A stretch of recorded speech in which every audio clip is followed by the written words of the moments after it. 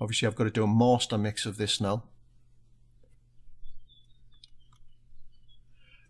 because you've got to master mix the mixes to go on to get onto your computer. The BR80 doesn't allow you to do individual tracks the same way as the BR800 did. That's a whole other story, that way.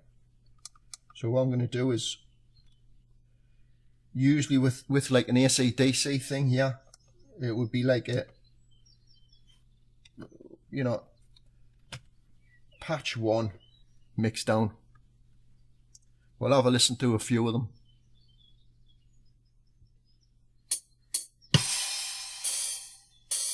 Oh, I've still got that muted.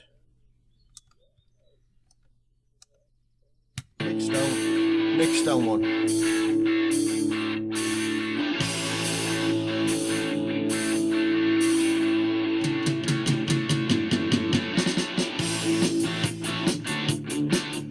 Nice and full. I always thought the live mix one preset was a bit, I never really went for that. The pop one is thinner but tight.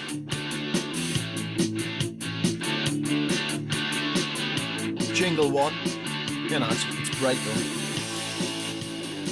Hard comp.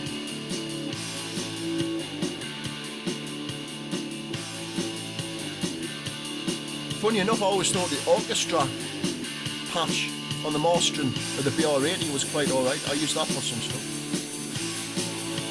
Most of the time it was just Mixdown or pre-mix. It's a little bit less pushy than this Mixdown. And you got to remember, you know, with all of these machines, right? And it doesn't matter if it's the Mixdown tools or if it's guitar effects or whatever it is. The boffins always put the best stuff first, right? That's the stuff that they know will work with most music. You know, if you're creating something, you want it first in the queue. You want to be, because that's what people press on, or number one, right? Right. So you'll find that. So endlessly searching through menus and stuff, you know, really, that's like, you know, it's the stuff that's the beginning patches is really where you want to be. If you want to, you know, spend months and years of your life like looking through stuff, you know, it's up to you. I don't want to do that. You know, this is for video editing basically. That's not where I want to be. If you're into just getting something down in a song, and if you're a songwriter, then you know these little things, anything that's simple. It's just getting the idea down. That's all it's about, you know.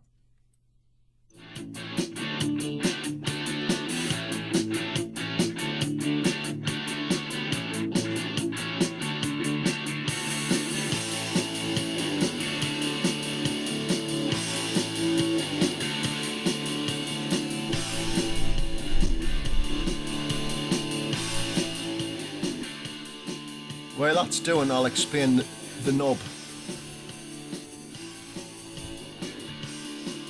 I don't know if they fixed the issue, but with the, because this was one of the first ones that came out the factory. This like in 2010. Can you believe that? And even the rubber's rotten a bit on the sides, because it's been out in all weathers as well. Like, you know, I've used this for busking. Like, I've got another one what I use for busking. Like, I'm gonna get another one, really. I've seen them gone back up on sale again, which is good. But I think the thing's going to fall to bits before it stops working. But I just thought, you know, it was a little bit fiddly, you know. So anything really that's, you know, you could use anything. I'm not really sure what this is, but any sort of thing that could go on there with a bit of just double-sided sticky stuff. And then it's just always like that. And it's actually healthier for the machine. Really, rather, because sometimes, you know, you might be heavy-handed with the wheel, or you might be getting a bit frustrated, you know, oh, come on, or, you know, so it's just, you know, they know that, boss knew that this was a little bit fiddly, but the whole idea of this whole device was to keep it slim that went in your pocket. So if you want to stick stuff on it, they'll have thought, well, that's up to you, you know. And that's what I've done now.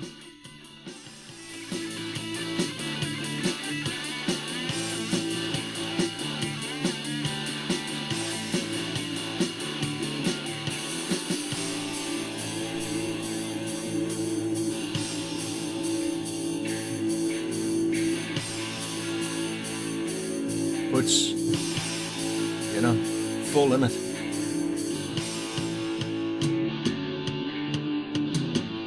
After I do the vocal, I'll do the finished mix and have that played as well.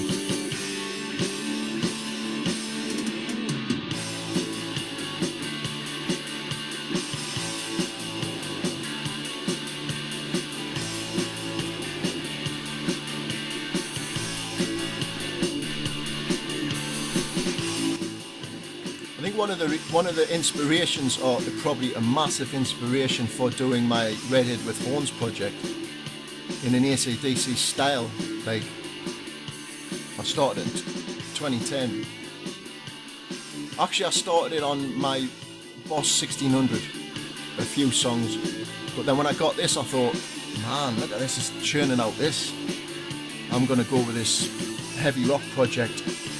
I'm gonna take this a lot further, which is what I did. And you've got to think with the advances in AI,